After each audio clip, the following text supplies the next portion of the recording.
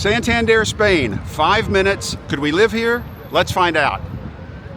Santander is on Spain's north coast, right on the Cantabrian Sea, part of the Atlantic Ocean, and this beautiful city wraps around a wide bay with a historic center and harbor down low, and then the streets climb up into the hills, and you'll see more of that later on. The population of Santander, around 175,000, roughly the size of Fort Collins, Colorado, or Springfield, Missouri.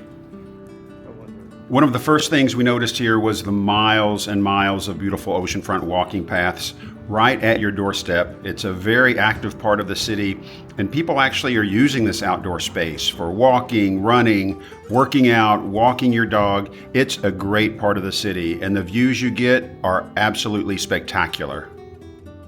Fair warning though, this is a hilly town. It's built on a slope that rises up from the bay, and there are a few people movers scattered around the city, but you're still walking up and down constantly. This is a real consideration if you're looking for a flat city. This one is not flat.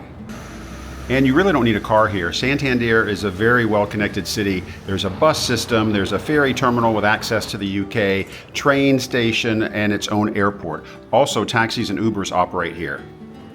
The other thing that really stands out here is that there are more outdoor cafes and sidewalk dining than anywhere I've ever seen in Spain. It's a real food scene town, and of course, along with that comes the late dining.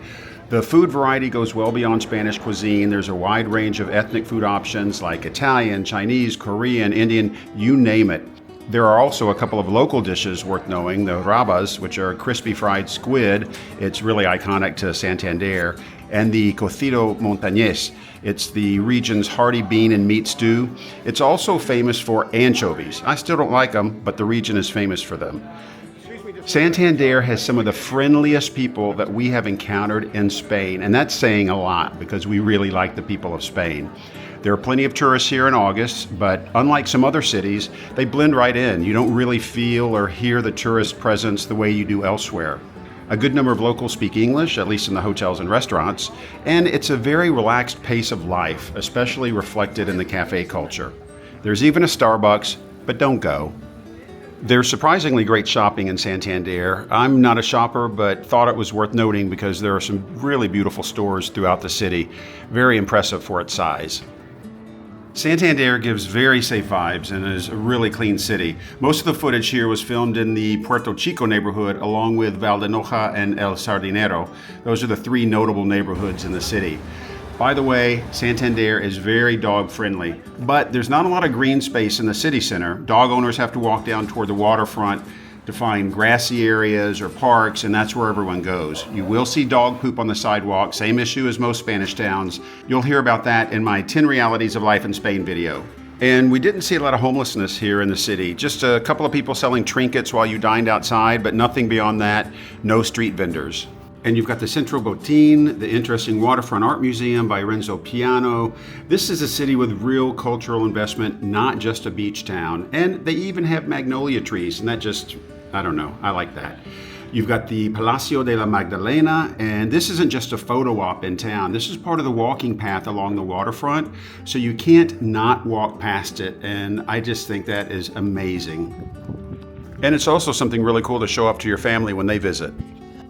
Of course, you've got the international headquarters of Banco Santander, and again, it's not just a resort town. This town has some real economic weight behind it. You've got gorgeous churches and monuments, including this Cathedral de la Asunción and its plaza, and this is just part of your day in Santander, the kind of city where even a walk to the store takes you past a 13th century cathedral. And I love the inside of this cathedral because it's different from most in Spain and in Europe. The cost of living appeared to be lower than Valencia, Madrid, of course Barcelona, and some other large Spanish cities. So I know you want to know about the weather here in Santander. Summers here top out around 75 degrees Fahrenheit, which is about 24 degrees Celsius, and winters dip to around 55 degrees Fahrenheit.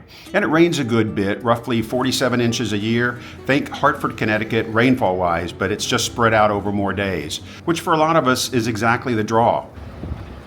So could we live here? Absolutely yes. But keep in mind that this is not a flat city by any means, and we'd probably have to spend some time here in January and February just to assess the weather, because right now it's summertime and it is beautiful. But the verdict is a strong yes. See you next time.